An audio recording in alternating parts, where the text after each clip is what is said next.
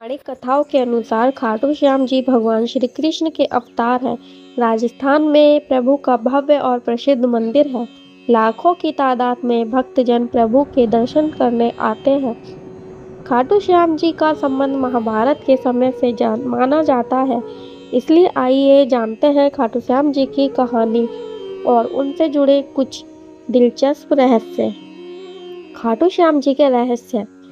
भगवान श्री कृष्ण के कलयुगी अवतार माने जाते हैं खाटू श्याम जी।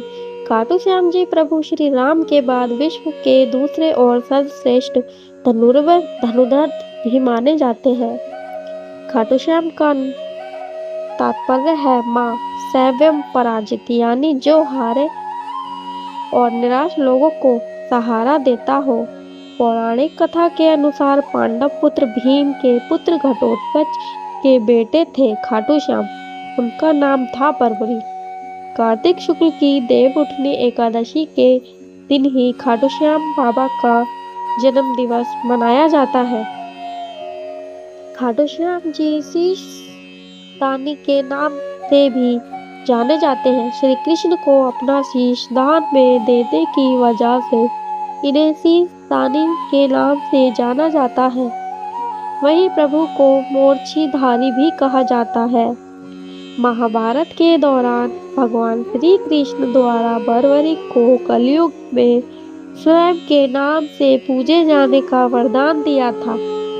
आज खाटू श्याम जी के नाम से बर्बरी की आराधना की जाती है।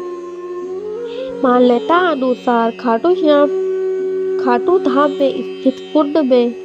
धाम में स्थित कुंड में खाटू श्याम जी प्रकट हुए और भगवान श्री कृष्ण के शालिग्राम के रूप में भक्तों को दर्शन देते हैं।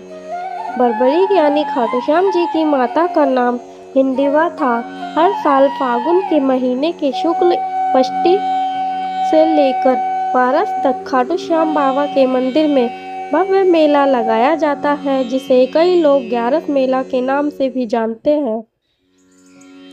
खाटू श्याम जी की कहानी। वनवास के दौरान जब पांडव अपनी जान बचाते हुए भटक रहे थे, तब भीम का सामना हिडिंबा से हुआ। हिडिंबा ने भीम से एक पुत्र को जन्म दिया, जिसे घटोत्कच कहा गया। घटोत्कच से बर्बरिक पुत्र हुआ। इन दोनों को अपनी वीरता और शक्तियों के लिए जाना जाता है। जब कौरव और पांडव के बीच युद्ध होना था, तब बर्बरीक ने युद्ध देखने का निर्णय लिया था। भगवान श्री कृष्ण ने जब उनसे पूछा था वो युद्ध में किसकी तरफ है, तो उन्होंने कहा था कि जो पक्ष हारेगा वो उसकी ओर से लड़ेंगे।